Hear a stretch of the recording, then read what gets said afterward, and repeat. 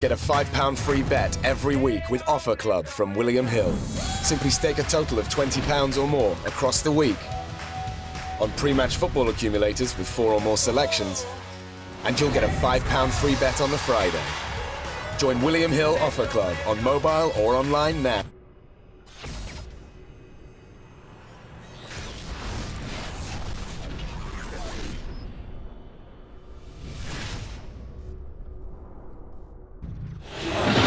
Try and Brew IFL TV in association with Macklin's Gym Marbella. How are you doing, Dave Coldwell?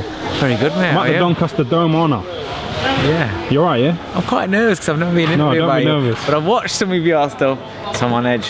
I haven't got any dirt on you, so I'm not going to bring up anything dodgy. Cool. Do you know what I mean? I don't try and make them uncomfortable, you know, to get views. Yeah.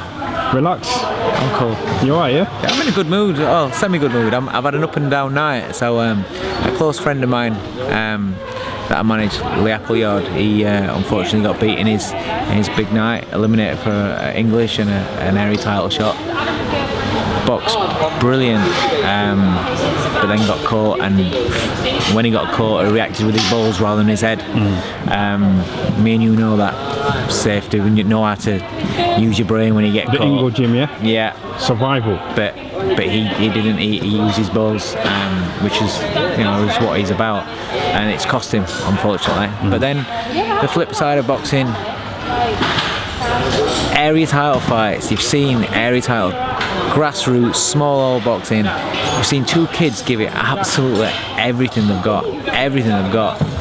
What a fight! And my man Josh Morgan's ended up winning. So he's basically, that's his world title fight. That is, he's come through. He's had a hard time away from the sport and everything, and he's come through it and he's become a champion. I'm so proud of him. What? Oh, that guy.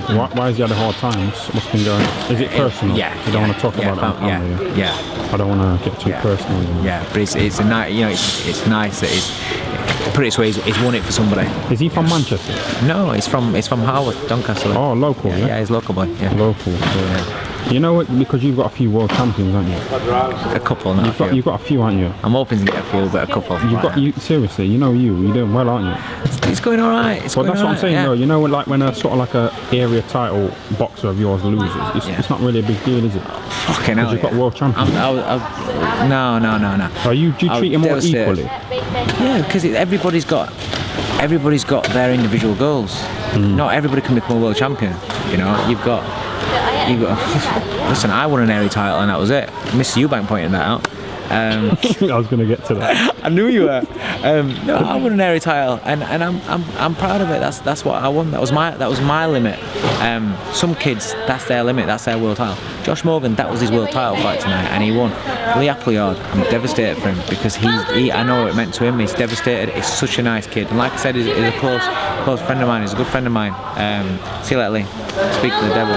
And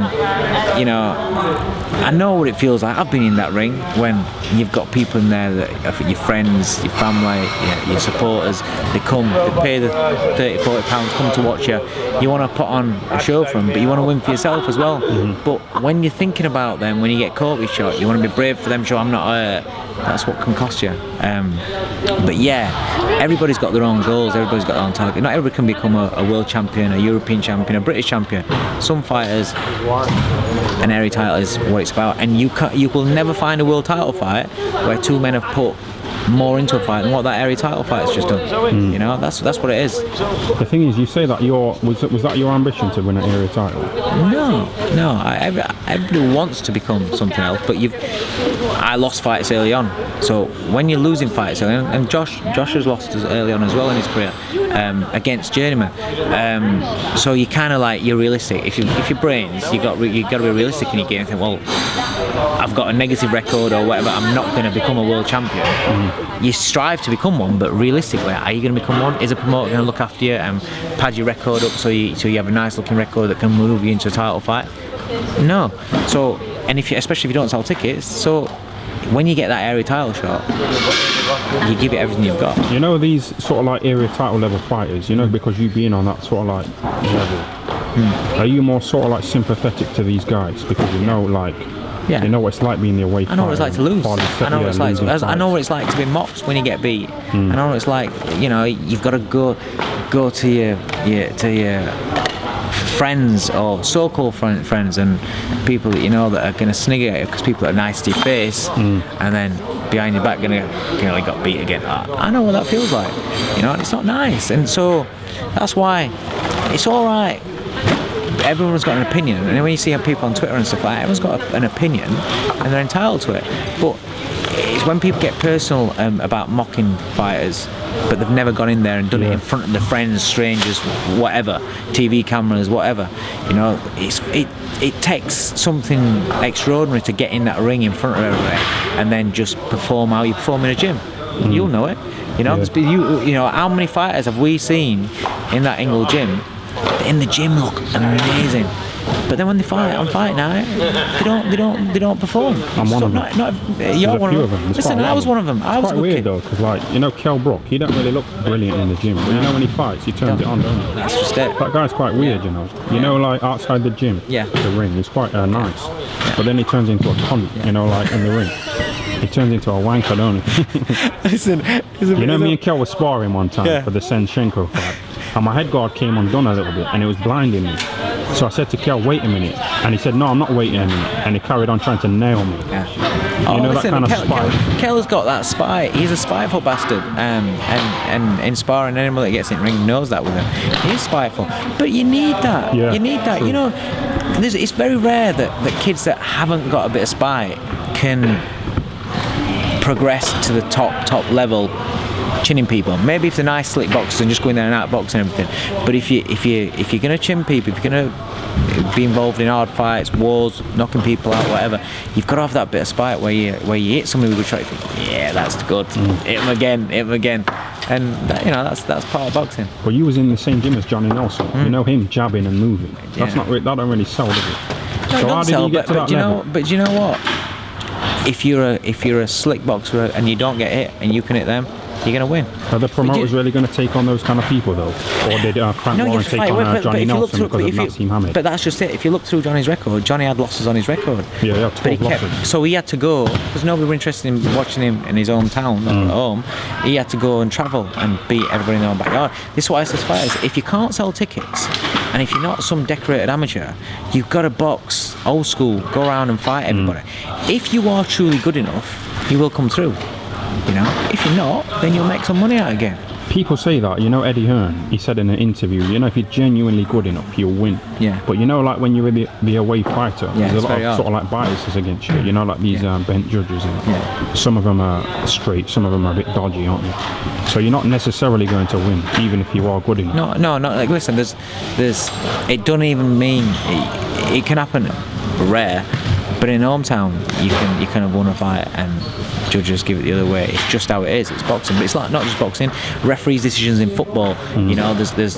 I'm sure there's. I don't watch cricket, but I'm sure there's dodgy decisions with umpires in cricket and stuff. Any sort of sport, there's dodgy decisions, and there's decisions that you're not going to agree with. That's how it is. Yeah, that's how it is. You know, we just spoke about that Chris Eubank guy, didn't we? You're probably sick of talking about this Chris Eubank senior character. You know when he brought up your record in the press conference. You know, I was waiting for you to say, yeah, but Brendan Ingle was a shit boxer, but he's still training world champions. So many fighters, that's it. So many fighters didn't do anything as such of note, as a pro boxer, but have done things as a coach. So many football coaches didn't do anything at top level as a footballer, but it doesn't mean shit. You can be around boxing all your life, but not soak it up, not learn, not study, and you're not going to know anything. You know, it don't matter. It don't mean anything. It's, like I said, it's his opinion. He likes to create controversy. He likes to live through the public eye and do, get people talking about him about shit. He can do. That's what it is. Bottom line is, I guarantee you, the likes of me, Steffi Bull, Carl Greaves, Woodsy, Steve Wood, John Pegg, people like that come to these sort of shows and have put on shows at this level when we ain't got no TV money, and that have brought fighters through management wise, scratching about, trying to do deals with the promoters, ticket deals, this is trying to get your fighters openings on there. Somebody like Eubank won't last 2 minutes doing this. not 2 minutes. You know, that's fact. So I can hold my head up high, and no matter what he did, his great career, wicked, brilliant. He'll always have that over me. He'll always have, you know, the fans and everything over me. What he's achieved, not a problem. But what I've got over him is what I'm doing, along with everybody else at this level. You know, yeah, I've got a couple of world champs. I'm fortunate I've got a couple of world champs at the moment, and I'm involved in big fights. I know I've been, but what I do for this, you speak to Josh Morgan, what it means for him to win an area title, man. People like that want to run down what I did as a pro. I don't give a shit, because it's more impact what I'm doing now. I won an area title. I'm proud, I suppose, but I don't even think about my fighting career, because that's done. That's done. It don't mean anything. It's not affecting my life at all. It doesn't affect my life at home. Doesn't affect my life in my work now. So it don't really matter. Do you know what I mean? Yeah. I'm not bothered. You're training now Tony Bellew. You know, since he was in Creed, has he started to act a bit arrogant? You know what? I'd love to wind up and say, yeah, we have ice. Is he acting a bit stuck up though? Like that. No, he's not, mate. He's the exact same. Yeah? He's the exact same. That was a big deal. Creed was a big deal. The premieres, the commitments that he had, the spin-offs that he's had from it. You know, he can't go anywhere without being stopped and everything. He's still the same kid. He walks through them doors at my gym. Is the exact same. I've been up around him in Liverpool. He's the exact same. You know, he is what he is. He wears his heart on his sleeve. His family's first. Everything else comes second. But he's the same guy. You know? Because you know me hiding behind his camera and not getting smashed in the face by Navid Mansouri.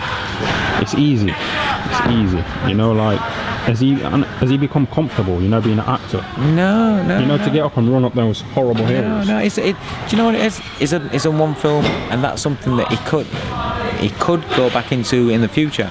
But his ambition was always to win the world title. He wasn't going to do that film if he didn't beat Cleverly. The contract was there ready for him to sign, but he wouldn't have done it. You know, it was about becoming world champion, and he wouldn't have done it. And then when he'd done the film and then got the world title shot, the pressure that was on him to win, because all he was thinking was, if I don't win this fight and aren't people seeing me in this movie being a world champion, the slagging that he's going to get, he just couldn't cope with it, and you know, he had to win that fight. But the thing is, you know, you talk about slagging, you know, that I don't want to keep going on about this Eubank guy, but he's trying to slag you, innit? Is that out of envy because you're doing quite well as a manager and a trainer? No, what's he got to be envious about? Listen, he's cracked it, hasn't he? Nice big trucks, nice big suits. But people say that he's going broke, so he's trying to like get some hype for his son. At the end of the day, people's financial businesses, I'm not interested about. Whether if he is going broke, it's really, really sad, because he's had the money. So if he's not looked after the money, then I feel sorry for. In a way, I feel sorry for people, but then in a way, I think, well, if you had it and you didn't look after it, you should have looked after it. You know, because there's plenty of people that haven't been in that position to have earned it in the first place. You know, they get by on what they're doing and live to your means. You know, if you live outside your means, then you got a big chance of running out of money. He didn't need to drive. That's nothing to do with me. I'm not fussed about all that. He didn't need to drive that big truck, did he? No. Because that's going to use a lot of petrol. So you know, if he did go broke, that's self-inflicted. You know. Yeah. Because you don't need a truck. I don't think he's broke, because look at the suits and the shoes and the stuff like that he wears. Yeah. You know, unless he's got a million sponsors for clothes, then you know, he's doing all right. But regardless, it's nothing about him being envious. It's just about him wanting